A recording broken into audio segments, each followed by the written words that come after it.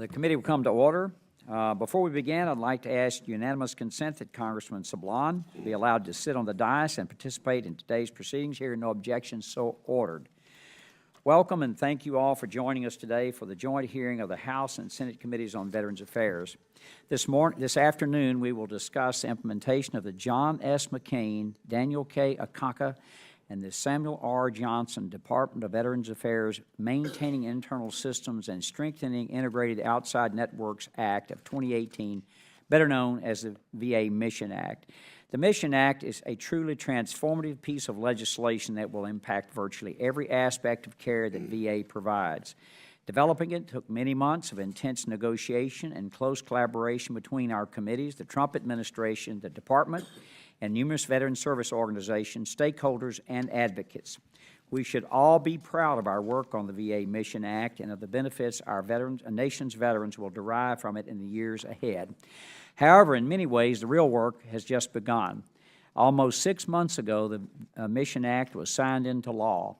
Almost 6 months from now, one of the Act's most noteworthy requirements, the creation of a consolidated community care program, will go into effect.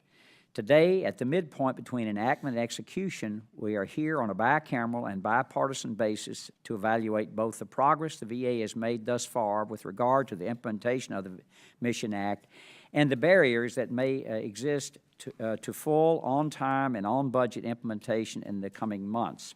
Seeing the Mission Act signed into law took the collective effort of all of us working closely together with one another and with VA senior leaders, with the White House, and with our Veteran Service Organization partners. Seeing the Mission Act implemented appropriately will require no less than the same amount of teamwork.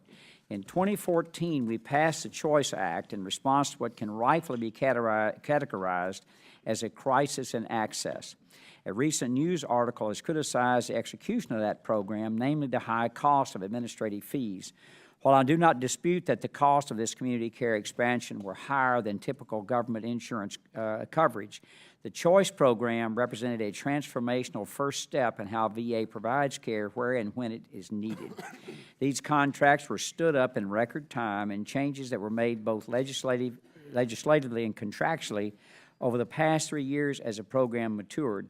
And I will say this, as a physician, we asked the VA at that point in time to do something no one could do, which was to stand up a nationwide network in 90 days. No one could have accomplished that on time. The Choice program is not perfect, but it did allow for an undeniable expansion of access and care both internal to VA and in the community for veterans. This is why it's so vitally important that the Mission Act, which will guide VA's future coordination of care, be executed efficiently and thoughtfully. Mr. Secretary, thank you for being here today to provide concrete answers to our many questions about the work that the agency has been doing these last 6 months and the work that lies before you in the next 6 months and beyond. The importance and the enormity of the task ahead cannot be overstated. But I have faith in you and your team, and I know that considerable support from this administration and this Congress is behind you. We want you to succeed. I implore you to be as upfront as possible today and every day about the challenges you're facing and the help that you need from us to ensure success for our veterans. I look forward to working together to overcome any barrier that may be in your way. I will now yield to Chairman Isakson for any opening statement that he may have.